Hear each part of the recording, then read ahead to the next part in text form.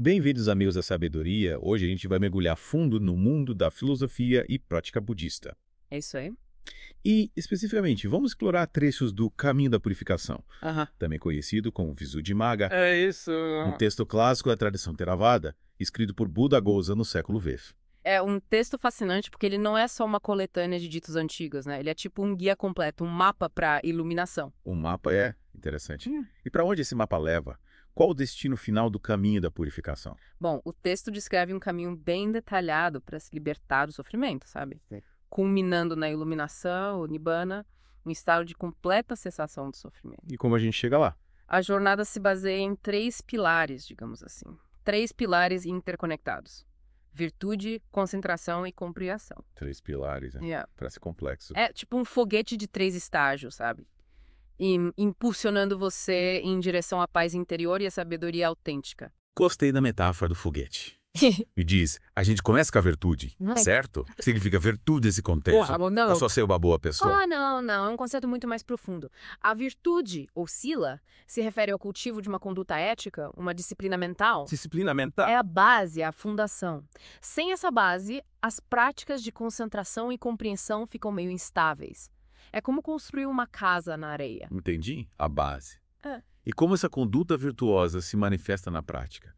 O texto detalha como devemos agir. Assim, com certeza. O caminho da purificação descreve vários aspectos do comportamento virtuoso, como o reto discurso, reto pensamento, reta ação, o reto modo de vida. Então, como a gente deve falar, pensar, agir no dia a dia? Exatamente. Por exemplo, o reto discurso implica em falar a verdade, evitar palavras rudes, fofocas. Faz sentido? Enquanto a aratação envolve agir com gentileza, compaixão, evitar causar danos aos outros. É como preparar o terreno antes de plantar uma semente. Isso! Você precisa das condições certas para que algo floresça. E o texto só lista essas virtudes?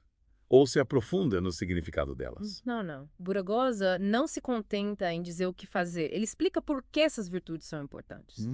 Ele enfatiza que cultivar a virtude leva a um estado de não remorso, um sentimento de paz interior, de liberdade. Paz interior e liberdade. Tem uma frase poderosa no texto que diz: a disciplina é para a contenção é para a ausência de remorso. Uau! Que frase forte. É realmente inspirador pensar em viver com essa leveza, sabe? Livre do remorso. Mas e a próxima etapa? A concentração. A concentração. Parece bem desafiador. E é mesmo. A concentração, ou samadhi, nos leva ao mundo da meditação. O caminho da purificação descreve diferentes tipos de práticas meditativas Que legal. que visam cultivar um foco profundo, clareza mental, levando a estados de profunda absorção mental, chamados de jhana. Que tipos de práticas? Quais exemplos o texto nos dá? Ele aborda a prática da atenção plena à respiração. Prestar atenção nas sensações de cada inspiração e expiração. Expirar conscientemente. Isso também explora os 4 Brahmaviharas, o cultivo da bondade amorosa, compaixão, alegria altruística e equanimidade. Uau, quanta coisa. E, por mais inusitado que pareça, ele nos apresenta a contemplação da impureza. Contemplação da impureza. Isso parece um pouco mórbido. Eu. Qual o propósito? Pode parecer estranho à primeira vista, mas essa prática visa nos ajudar a desapegar do corpo físico, sabe? E a entender a natureza impermanente de todas as coisas. Muito bem. É como ter uma perspectiva mais realista, mais desapegada. Exatamente. Falando em práticas interessantes, tem uma história no texto sobre um monge que alcança um nível muito alto de realização espiritual através de intensa meditação, certo? Sim. Você está falando da história do jovem monge que, após receber instruções sobre um objeto de meditação, dedicou-se à prática por 19 anos. Há 19 anos. Sem sequer olhar para as escrituras. Nossa. No seu 20º ano, ele alcançou o estado de Arahant, considerado um estado de plena iluminação. 19 anos de meditação. É impressionante a disciplina, a dedicação. Mas me leva a questionar. Será que esse nível de prática intensiva é necessário para todos se beneficiarem dos ensinamentos? Essa é uma ótima pergunta. É. Embora o caminho da purificação apresente um relato detalhado das práticas de monges dedicados, os princípios básicos de virtude, concentração e compreensão podem ser aplicados e adaptados a diferentes estilos de vida. Ou seja, mesmo que a gente não possa dedicar a vida à prática monástica, ainda podemos aprender com essas técnicas e aplicá-las no dia a dia. Exatamente. O importante é encontrar maneiras de cultivar a atenção plena, a compaixão, o entendimento mais profundo de nós mesmos e do mundo ao nosso redor. Isso é encorajador. Agora, vamos para a etapa final. A compreensão ou pana. Certo. Como se manifesta a verdadeira compreensão nesse contexto? Bom, a compreensão nesse contexto vai além do simples acúmulo de conhecimento. Trata-se de desenvolver uma profunda visão da natureza da realidade. É aqui que o intelecto e a experiência se fundem. O texto se aprofunda nas 4 nobres verdades. As 4 nobres verdades, um conceito central no budismo. Você poderia nos relembrar quais são? Claro! A primeira nobre verdade é a verdade do sofrimento. O reconhecimento de que a vida, inevitavelmente, envolve várias formas de sofrimento. Sim, essa é bem conhecida. A segunda é a verdade da origem do sofrimento. O entendimento de que o sofrimento surge do apego, da avidez. A terceira é a verdade da cessação do sofrimento. A certeza de que é possível acabar com o sofrimento. E a última? E a quarta é a verdade do caminho que conduz à cessação do sofrimento. Um entendimento do caminho que leva à libertação. Então, Pana é além do simples reconhecimento dessas verdades e experienciá-las diretamente. Exatamente. O texto nos guia para uma profunda contemplação da realidade, usando as 4 nobres verdades como estrutura para compreender a interconexão de todos os fenômenos. Que interessante. E um conceito-chave nessa jornada é a originação dependente, ou paticca samuppada. Já ouvi falar sobre a originação dependente, mas me parece um pouco complicado. Tem como explicar de um jeito mais simples? Imagine uma reação em cadeia. Um evento leva a outro e assim por diante. A originação dependente explica como todos os fenômenos surgem numa teia de causas e condições interconectadas. Nada existe isoladamente. Nossa, que conceito poderoso. É como ver o mundo com novos olhos. É. Mas o caminho da purificação não para por aí, né? Ele também menciona algumas habilidades extraordinárias, não é? Se você está falando dos poderes supranormais ou ID, o texto aborda essas habilidades que se manifestam como resultado da prática meditativa avançada. De tipo de poderes. E de que estamos falando? Há histórias de monges levitando, lendo mentes, até se teletransportando. Parece coisa de filme.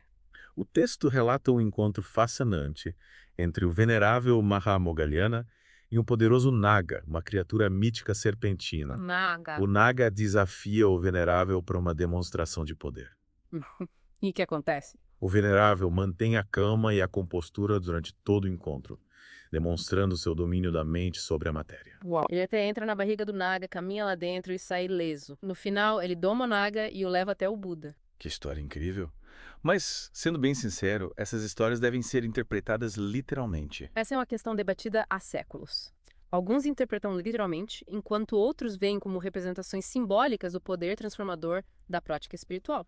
O texto deixa claro que esses poderes não são o objetivo final, mas sim um subproduto de uma mente purificada e disciplinada. Então não se trata de buscar superpoderes, mas sim da profunda transformação que ocorre ao longo do caminho. Isso mesmo. Falando em transformação profunda, o texto também se aprofunda em conceitos complexos, como os 5 agregados e as faculdades, certo? Sim, sim. Você pode explicar isso pra gente? O caminho da purificação apresenta os 5 agregados como uma forma de compreender os componentes que constituem nossa experiência. São eles: forma material, sensação, percepção, formações mentais e consciência.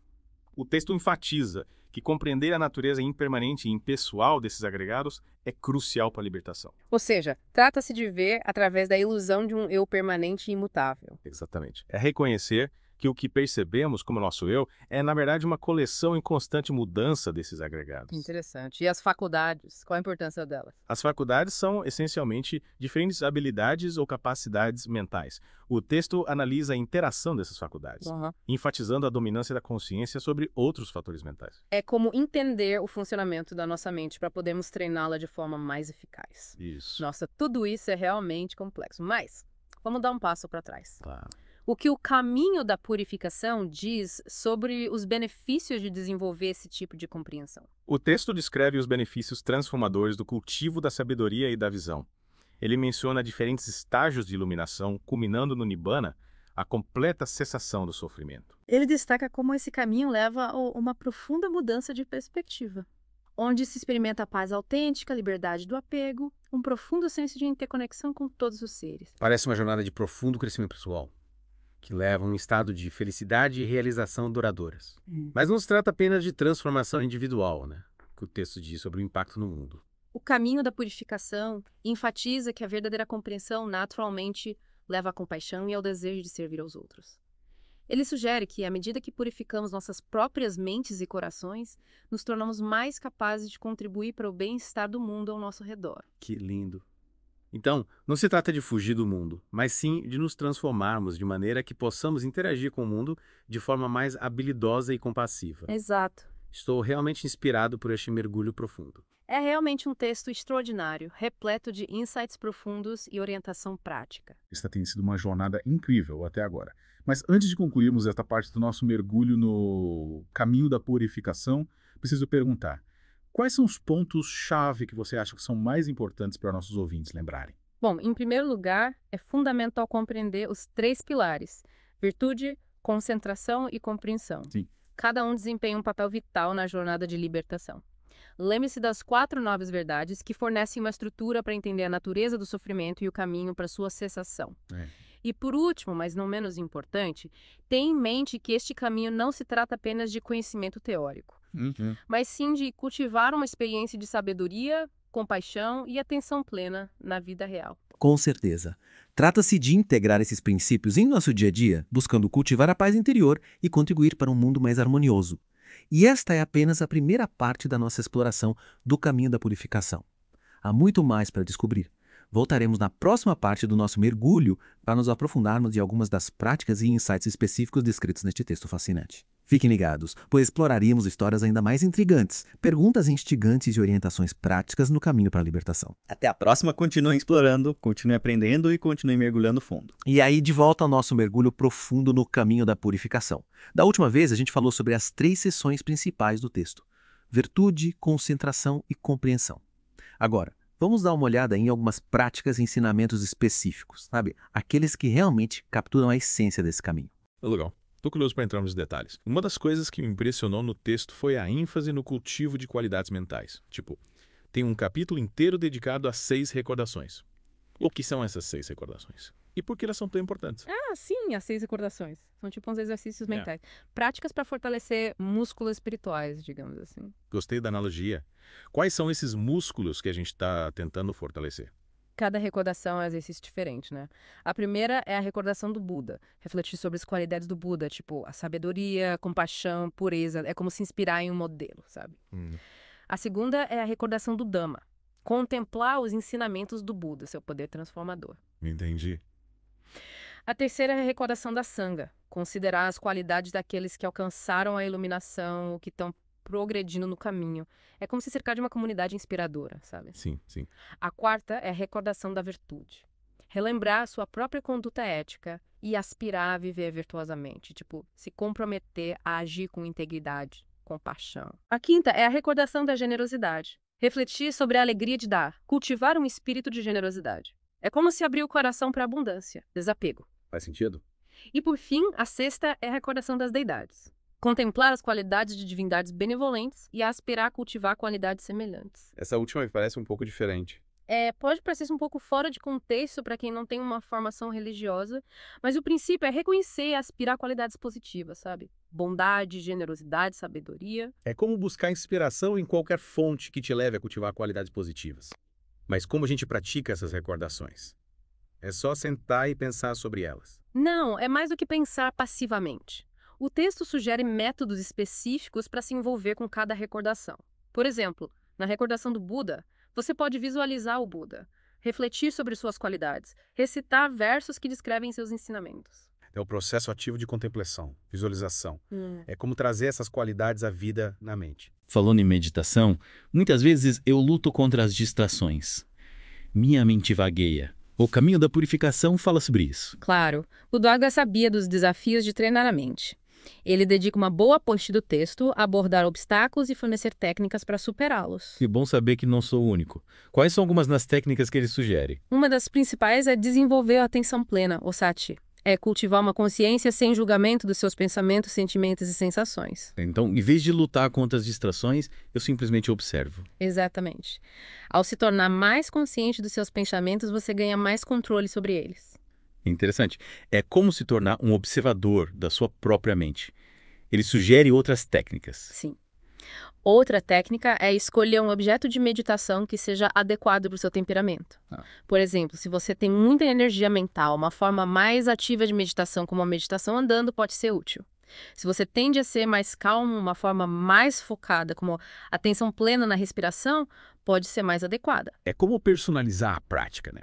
E me lembro de ter lido sobre guardar as portas dos sentidos. O que isso significa? Guardar as portas dos sentidos é estar atento a como você se envolve com o mundo através dos seus sentidos. Visão, audição, olfato, paladar, tato e mente. Tipo, se proteger de distrações. Isso. Ao prestar atenção às sensações que surgem através dos seus sentidos, você evita ser dominado por desejos ou aversões. É como fortalecer sua disciplina. Faz sentido.